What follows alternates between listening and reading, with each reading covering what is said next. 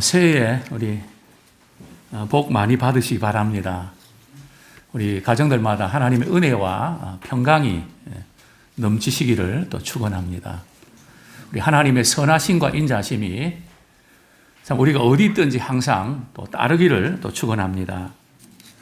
지난주에 저는 요 근처에 빵집에 가서 빵을 이렇게 주문해 놓고 이제 결제를 이제 하는데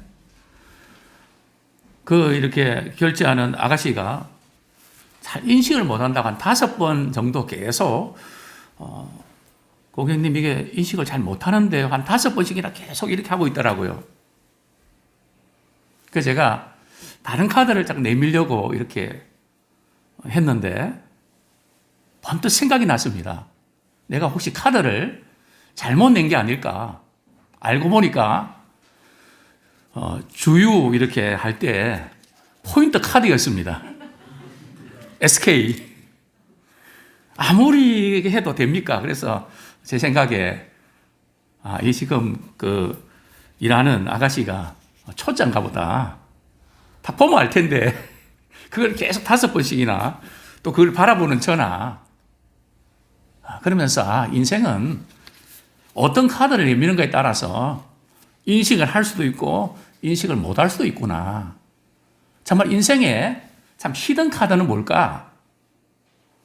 우리 사랑하는 성도님들은 우리 인생에 마지막 히든 카드가 있다면 어떤 카드를 내미시겠습니까? 포인트 카드입니까? 아니면 어느 은행 카드입니까? 나름대로 그 카드가 있을 것입니다. 오늘 새해를 맞이하면서 우리 하나님께서 우리에게 주신 그 히든 카드를 우리가 발급받고 우리 새해에 그 카드를 잘 사용해서 살아나는 그런 우리 모두가 되기를 소원합니다. 지난 한 해 새해를 준비하면서 하나님, 새해는 저희 교회가 어떤 방향으로 나가야 될까요? 기도하고 묵상하는 가운데 우리 앞에 있는 표를 주셨습니다. 우리 같이 한번 읽겠습니다. 시작. 살아 움직이는 그런 교회. 살아 움직이는 교회라는 도전을 주셨는데요. 왜 우리가 살아 움직이는 교회가 되어야 될까요? 어떻게 우리가 살아 움직이는 교회가 될 수 있을까요? 그래서 제가 살아 움직이는 교회가 되어야 되는데 제게는 고민이 생겼습니다. 과연 이런 상황 속에서 살아 움직이는 교회가 될 수 있을까? 하는 이런 고민이고요.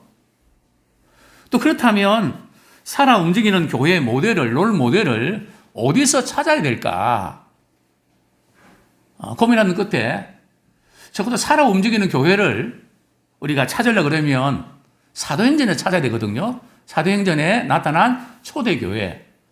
놀라운 살아 움직이는 역사가 나타나지 않습니까?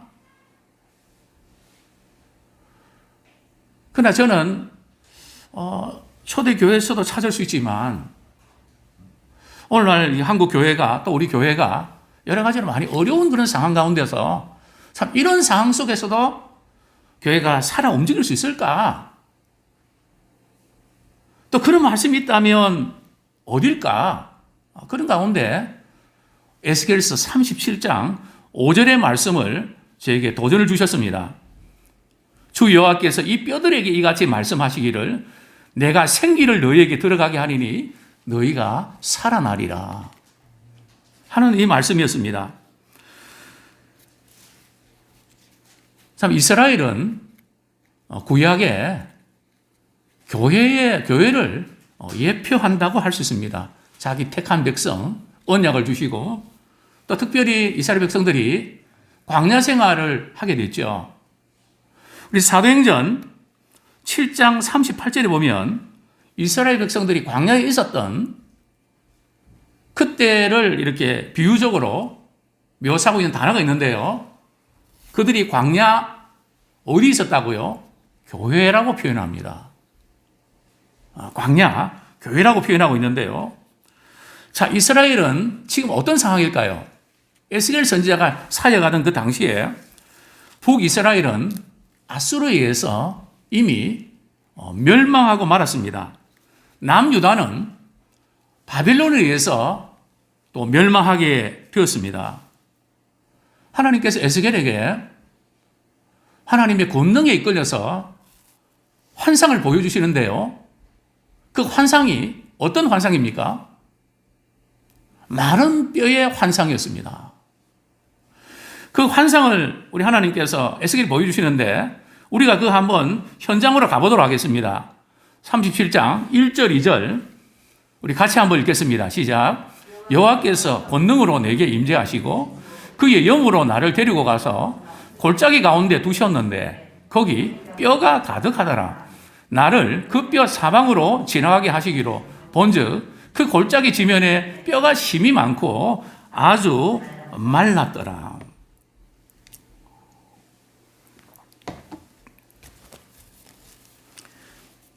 에스겔은 어떤 환상을 보았다고요? 그 골짜기에 말이죠. 마른 뼈들이 즐비하게 놓여 있는 것입니다. 근데 그 마른 뼈의 그 상태가 어떻습니까? 이미 오래됐고 또 바싹 말랐습니다. 문제가 너무 심각하고 이제 다시 그 재생이 되는 것이 어렵습니다. 저도 간혹 가정에 또 교회에 전자제품 고장이 났을 때 이제 기사가 와서 수리를 합니다. 그러면 수리비가 어느 정도 들겠습니다. 그때마다 제가 물어봅니다. 이 제품 고쳐서 쓰는 게 낫습니까? 아니면 새 것을 사는 것이 낫습니까?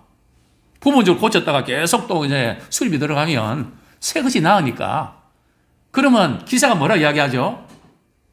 그것은 고객이 알아서 하십시오. 대답을 잘 안 합니다. 그러면 저는 또 이런 질문을 합니다. 만약에 그 우리 기사님이 저 입장이라면 어떻게 하시겠습니까? 그러면 뭐뭐 그러다가 저 같으면 고쳐서 다시 쓰겠습니다. 네, 알겠습니다. 지금 이 마른 뼈의 그 상태는 고쳐서 될 일이 아니라는 거죠.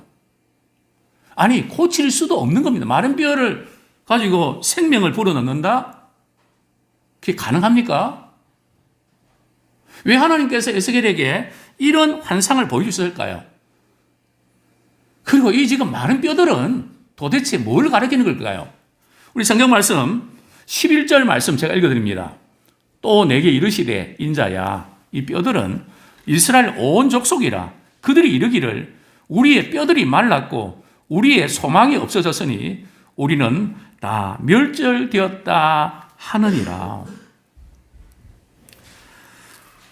저는 첫 번째로 이렇게 도전을 드리고 싶습니다. 과연 이러한 상황 속에서 살아 움직이는 교회가 될 수 있을까요? 하나님께서는 에스겔에게 이런 마른 뼈 환상을 보여주시면서 이렇게 질문하십니다. 이렇게 묻습니다. 어떻게 물으셨을까요? 3절에 보면 인자야 이 뼈들이 능히 살 수 있겠느냐?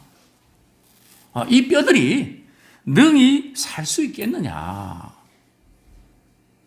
만약에 우리에게 주님이 물으셨다면 과연 이런 상황 속에서 우리 교회가 살아 움직이는 교회가 될 수 있을까? 만약에 주님이 물으셨을 때 과연 우리는 어떻게 대답을 했을까요?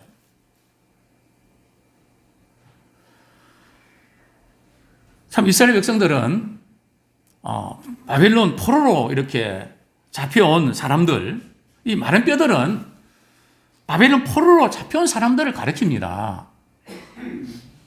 바벨론이 공격할 때 많은 이스라엘 백성들이 죽었죠. 그리고 포로로 사로잡혀온 사람들은 그래도 좀 똘똘한 사람들입니다. 항상 포로로 이렇게 잡아올 때는 쓸만한, 우리나라에 데려가서 좀 이렇게 부려먹을 만한 그런 사람들을 포로로 이렇게 스카우트 하거든요. 포로는 그냥 가는 게 아닙니다. 스카우트해서 가는 겁니다. 그래서 이스라엘 백성들 가운데 포로로 잡혀갔던 사람들, 그들은 하나님을 믿었습니다. 왜 우리가 하나님 믿는데 왜 이런 일을 당해야 될까? 참 풀리지 않는 의문이 있었겠죠. 우리가 뭔가 잘못해서 그런가 봐. 우리가 우상숭배 제약 빠지고 하나님 멀리해서 그런가 봐. 그래도 우리가 회개하고 돌이키면 곧 회복시켜 주시겠지. 이런 소망을 가졌습니다. 기대를 가졌습니다. 우리는 하나님 택한 백성이잖아. 근데 1년이 지나고 2년이 지나고 10년이 지나도 고국에서 들려오는 소식은 아주 슬픈 소식뿐이었습니다. 바벨론 포로 잡혔던 그들도 역시 다를 바가 없었습니다. 이제 우리는 끝났는가 봐. 하나님이 우리를 버리셨는가 봐. 더 이상 어떻게 할 수 없는가 봐. 이런 상황에서 뭘 할 수 있을까? 하나님께서는 바로 에스겔에게 그것을 보여줬습니다. 근데 오늘 본문에서 참 우리가 의아스러운 말씀이 있죠. 우리 4절 한번 같이 읽겠습니다. 시작. 또 내게 이르시되 너는 이 모든 뼈에게 대언하여 이르기를 너희 마른 뼈들아 여호와의 말씀을 들을지어다. 하나님께서 에스겔에게 뭐라고 이야기를 하십니까? 이 마른 뼈들에게 하나님의 말씀을 대신해서 선포하라는 겁니다. 우리는 그런 하나님의 명령 받으면 선포할 수 있을까요? 마른 뼈를 향해서 말이죠. 생명도 없는데. 우리의 버전으로 우리가 바꾼다면 지금 이런 상황 속에서 우리가 하나님의 말씀을 믿는다고 뭔가 달라질 게 있겠습니까? 이제는 끝났는데 더 이상 회복이 불가능한데 말씀 믿는다고 뭐가 달라질 게 있겠습니까? 이런 이야기 아니겠습니까? 마른 뼈를 향해서 대언해라. 여호와의 말씀을 들어라. 아니 웬만큼 좀 살려놓고 뭔가 우리가 갖고 있는 여러 가지 문제점들, 복잡한 것들 뭔가 좀 해결해 놓고 그 다음에 좀 믿어야 될 거 아닙니까? 그 다음에 교회도 다니고 신앙생활 해야 될 거 아닙니까? 우리는 지금 그런 질문과 그런 생각을 하는데 하나님께서 아닙니다. 지금 마른 뼈 같은 그런 상황인데 그 마른 뼈들에게 하나님의 말씀을 들으라고 해라. 저는 이 말씀을 참 묵상을 했습니다. 왜 하나님께서 그렇게 말씀하셨을까? 우리하고는 상관이 없는 걸까? 곰곰이 묵상할 때 이것이 바로 참 우리의 모습임을 우리는 발견하게 됩니다. 그러면서 하나님이 일하시는 스타일에 대해서 생각을 하게 됩니다. 우리 하나님께서는 어떻게 일하시나요? 물론 그분이 일하시는 방식을 우리는 알 수가 없습니다. 그런데 창세기부터 요한계시록을 보면 우리가 생각할 때는 내가 이럴 때 하나님께 조금 더 힘을 주시면 그냥 회복이 되고 좋겠는데 우리 하나님은 그렇게 하시던가요? 물론 그렇게 하실 때도 있죠. 그러나 많은 경우에는 그게 아닙니다. 때로는 상황이 더 나빠집니다. 그래도 우리 하나님은 간섭하지 않으십니다. 마른 뼈처럼 도저히 어떻게 할 수 없는 완전히 포기한 그 상태에서 오늘 가만히 보니까 이게 뭐지? 그때 우리 하나님께서 일하시는 그것을 보게 됩니다. 저는 노아 홍수 사건도 마찬가지입니다. 당시에는 홍수가 없었거든요. 그러면 하나님께서 전 세계를 이렇게 홍수로 쓸어버릴 것 같으면 중간에 말이죠. 비를 좀 많이 내려서 야, 이 홍수라는 게 있구나. 감을 좀 잡고 눈치를 좀 채게 하고 그러면서 홍수를 이렇게 일으키면 될 텐데 그 노아가 방주 짓는데 말이죠. 홍수를 뭐 구경이라도 했나요?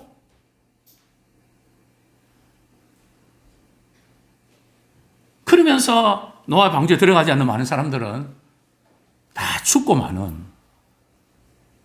그거 참 희한하다. 또 모세 경우도 마찬가지입니다. 모세가 40살이 됐을 때 자기 동족을 생각하면서 내가 어떤 일에 쓰임 받을 수 있을까? 그러고 있는데 자기 동족과 애굽 사람이 싸운단 말이죠. 어떻게 말리로 갔다가 어떻게 애굽 사람을 쳐서 죽여야 됩니다. 모세는 그 유대인이 말이죠. 유대 자기 동포가 자기를 위해 줄 줄 알았는데 오히려 자기를 고발하고 밀고 할 그런 분위기를 느끼고 결국은 미디안으로 도망을 치지 않습니까? 하나님께서 그때 모세를 통해서 말이죠. 써주시면 좋았을 텐데 아주 좋은 찬스 아닙니까? 권력도 있겠다, 물질도 있겠다, 배경도 있겠다. 좋은 기회 아닙니까? 자, 모세가 미디안 광야에 가서 몇 년 양을 칩니까? 1년인가요? 2년인가요? 무려 40년. 모세 나이가 몇 살입니까? 80이 됐습니다. 그때 가시떨기 나무에서 불이 붙는데 타지 않는단 말이죠. 그때 하나님께서 모세를 부르시고 소명을 주십니다. 왜 우리 하나님께서는 인간적으로 뭔가 할 수 있는 그거를 다 내려놓게 하시고 완전히 포기하고 더 이상 못하면 나는 말주변도 없고 보낼 만한 자를 보내십시오. 아니 좀 내가 하겠습니다. 막 그렇게 한 사람을 쓰면 될 텐데 나 못하겠습니다. 뭐 그런 모세를 말이죠. 하나님께서 구태여 쓰시겠다 하시거든요. 또 예수님 당시는 어땠습니까? 예수님께서 참 사랑하는 사람, 그 나사로가 말이죠. 병들어 죽게 됐다는 소식을 들었습니다. 그러면 사랑하는 사람이니까 당장 뛰어가야 되는 거 아닙니까? 근데 예수님 어떻게 하셨죠? 거기 계신 곳에서 말이죠. 이틀이나 더 시간을 지체해야 합니다. 예수님께서 장례 현장에 갔을 때는 이미 나사로는 죽은 지 나흘이 되었고 무덤에 말이 돌문까지도 막혀 있는 그런 상황이었습니다. 그런데 예수님께서 바빠서 그러신 게 아니라 일부러 그러셨습니다. 왜요? 무리로 하여금 믿게 하려고. 그래서 우리가 오해서는 안 되는 부분들은 우리 하나님께서 일하시는 방식은 상황이 좀 좋고 나쁘고 그게 문제가 안 된다는 겁니다. 많은 경우에 하나님께서는 상황을 점점 더 꼬이게 하시고 힘들게 하시고 그런 가운데서 그분의 주대심을 나타내신다는 거죠. 새해도 마찬가지일 것입니다. 그래서 하나님께서는 에스겔 선자에게 바로 마른 뼈를 향해서 대언해라. 여호와의 말씀을 들어라. 자, 그러면서 우리 5절 말씀 한번 같이 읽겠습니다. 시작. 주 여호와께서 이 뼈들에게 이같이 말씀하시기를 내가 생기를 너희에게 들어가게 하리니 너희가 살아나리라.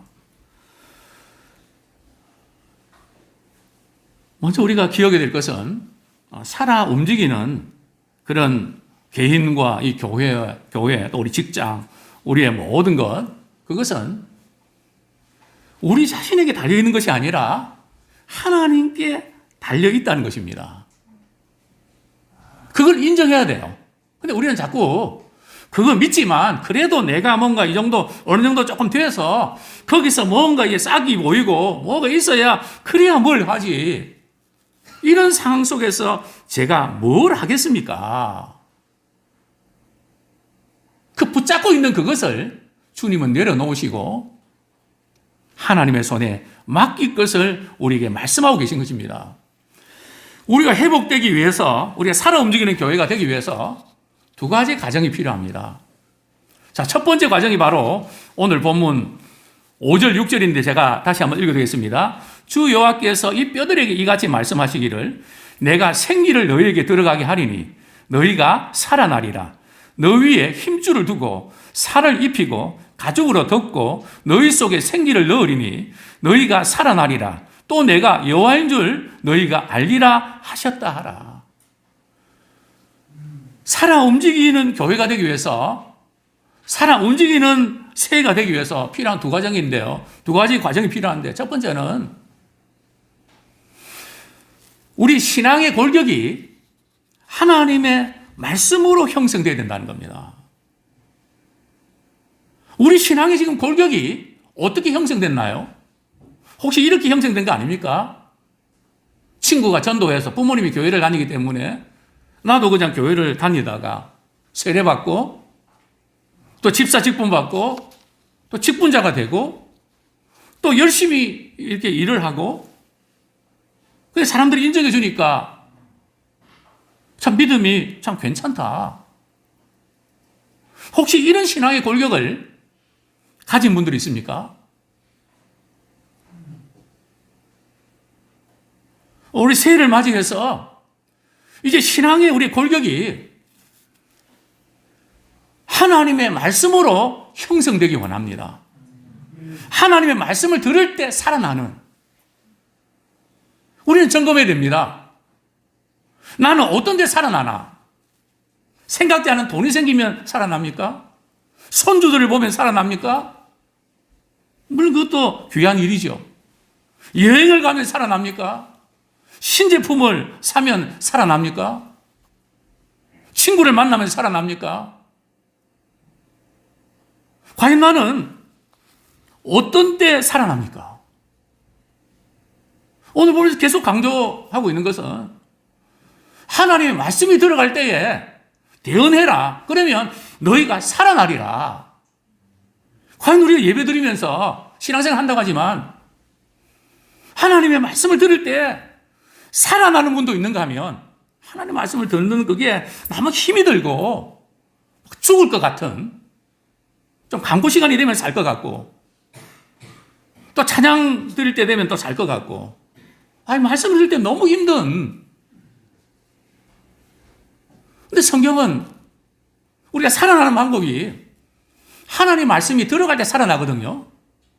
근데 오늘 본문에서 보면 많은 뼈들에게도 하나님 말씀을 전해라. 그러면 어떤 일이 벌어진다고요? 너 위에 힘줄이 생긴다. 그리고 살이 입혀진다.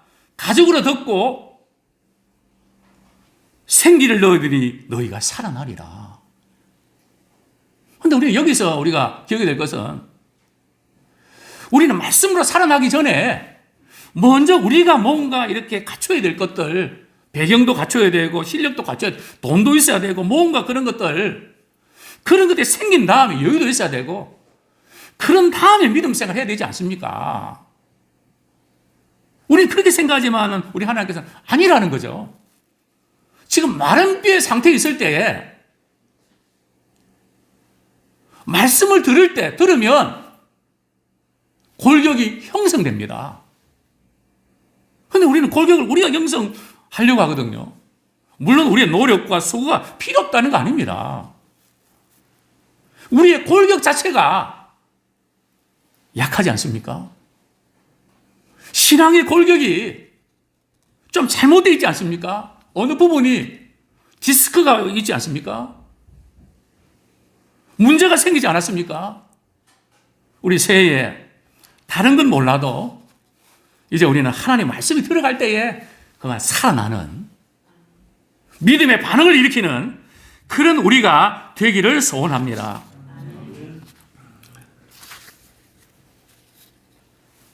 하나님의 말씀이 들어갈 때에 어떤 일이 벌어졌죠? 우리 7절, 8절 같이 읽겠습니다. 시작. 이에 내가 명령을 따라 대언하니 대언할 때에 소리가 나고 움직이며 이 뼈 저 뼈가 들어맞아 뼈들이 서로 연결되더라. 내가 또 보니 그 뼈에 힘줄이 생기고 살이 오르며 그 위에 가죽이 덮이고 그 속에 생기는 없더라.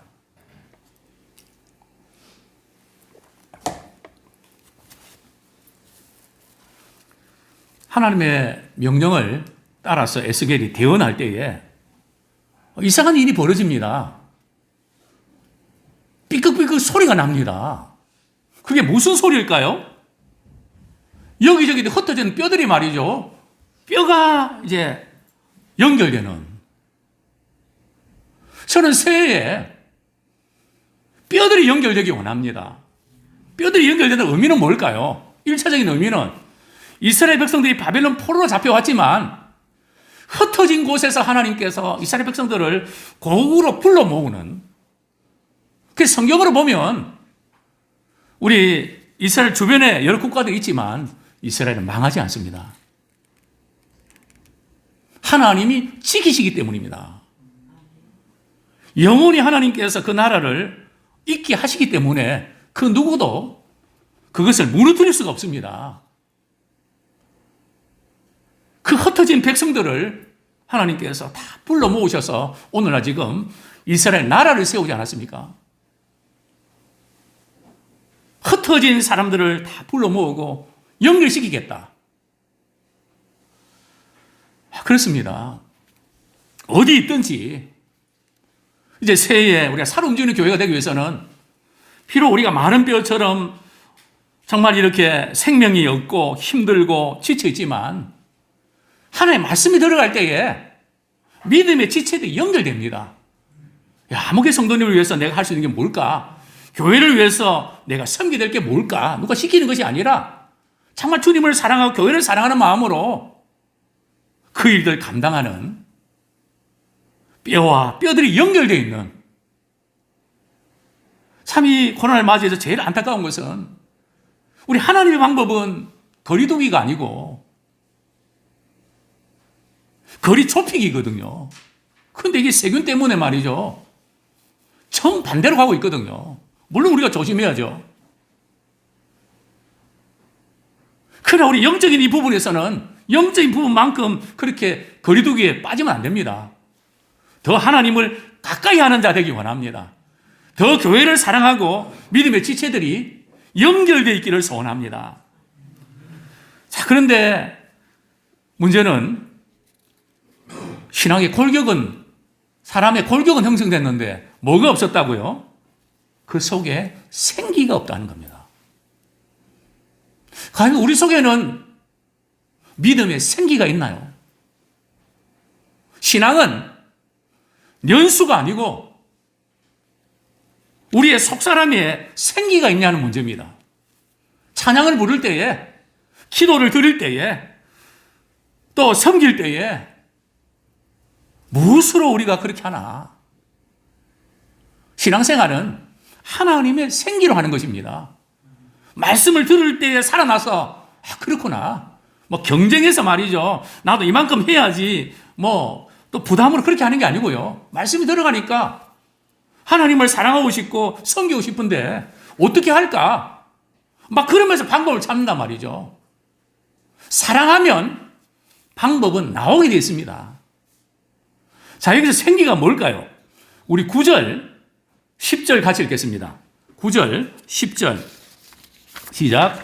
또 내게 이르시되 인자야, 너는 생기를 향하여 대언하라. 생기에게 대언하여 이르기를 주 여호와께서 이같이 말씀하시기를 생기야, 사망에서부터 와서 이 죽음을 당한 자에게 불어서 살아나게 하라 하셨다 하라. 이에 내가 그 명령대로 대언하였더니 생기가 그들에게 들어가며 그들이 곧 살아나서 일어나 서는데 극히 큰 군대라. 자, 이제 사람의 골격 다 형성됐거든요. 하나님의 말씀이 들어가니까 그 말씀 속에서 막 그냥 살이 붙고 말이죠, 힘줄도 생기고 피부도 말이죠 생기고, 생기가 없단 말이죠. 하나님께 에스겔에게 다시 한번 선포하라 그럽니다. 생기게 되어내라. 주 여호와께서 이같이 말씀하시기를 생기야 사방에서부터 와서 이 죽음을 당한 자에게 불어서 살아나게 하라.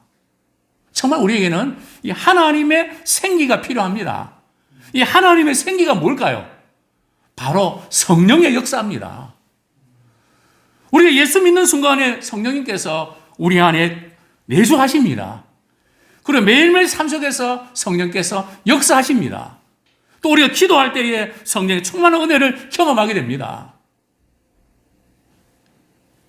정말 이 성령의 역사하심, 말씀을 들을 때에 성령께서 역사하십니다. 이게 연결되어 있거든요. 그러니까 말씀과 기도가 같이 가야 됩니다. 말씀을 들을 때 성령이 역사하시고 또 성령이 역사하실 때는 말씀을 통해서 역사하십니다. 그러니까 우리의 영적 생활이 가장 기본적인 이 말씀과 기도가 베이스가 제대로 깔려 있는가? 이게 늘 삶 속에서 우리 안테나가 말이죠. 말씀을 향하고 있는가? 또 우리 하나님 앞에 우리가 서 있는가? 우리 새해는 정말 이 성령의 이 역사하신 가운데 정말 살아 움직이는 참 생기가 들어가는 이전에 제가 그런 말씀을 드린 적이 있습니다. 제가 카메라를 좀 잘 찍고 이러면 우리 성도님들이 들어오셨을 때의 그 표정, 분위기, 물론 마스크 때문에 많이 가려져 있지만 그때하고 예배 다 드리고 돌아갈 때하고는 다른 거 아십니까? 어떤 차이인가 하면 생기의 차이입니다. 참 우리가 살아가는 삶의 현장이 얼마나 힘듭니까? 참 신경 쓸 일이 얼마나 많습니까? 얽히고 설킨 일들이 얼마나 많습니까? 뭐 하루도 마음 편한 날이 있을까요? 그런 삶을 살아가는데 많이 지치죠. 마른 뼈처럼. 그럼 문제는 그대로 있지만 우리 영적 존재이기 때문에 내 안에 주님이 계시기 때문에 하나님의 말씀을 듣는 순간에 그만 살아납니다. 생기가 돕니다. 왜냐하면 성령께서 역사하시기 때문에 그렇습니다. 생기가 들어가야 삽니다.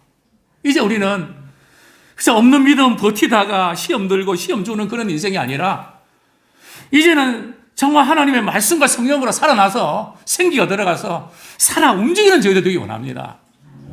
정말 주님이 기뻐하시는 복된 생애가 되기를 소원합니다.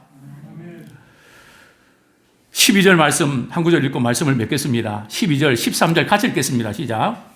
그러므로 너는 대언하여 그들에게 이르기를 주 여호와께서 이같이 말씀하시기를 내 백성들아 내가 너희 무덤을 열고 너희로 거기서 나오게 하고 이스라엘 땅으로 들어가게 하리라. 내 백성들아 내가 너희 무덤을 열고 너희로 거기에서 나오게 한즉 너희는 내가 여호와인 줄을 알리라. 하나님께서는 이스라엘 백성들에게 에스겔도 이렇게 말씀하십니다. 너희들이 무덤에서 나와야 된다.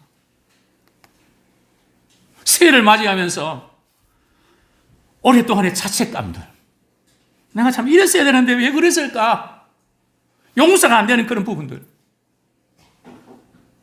여러 가지 마음에 많이 힘든 부분이 있을 겁니다. 성경 그것을 무덤이라고 표현합니다. 내가 너희를 거기에서 나오게 하겠다. 우리는 지금 어쩌면 동굴 속에 갇혀 있지 않습니까? 이제는 거기서 나오셔야 됩니다. 빛 대신 주님 앞에 나오셔야 됩니다. 하나님의 말씀을 듣는 순간에 우리는 살아납니다. 성령이 역사하실 때 우리는 살아납니다. 목적지가 어딜까요?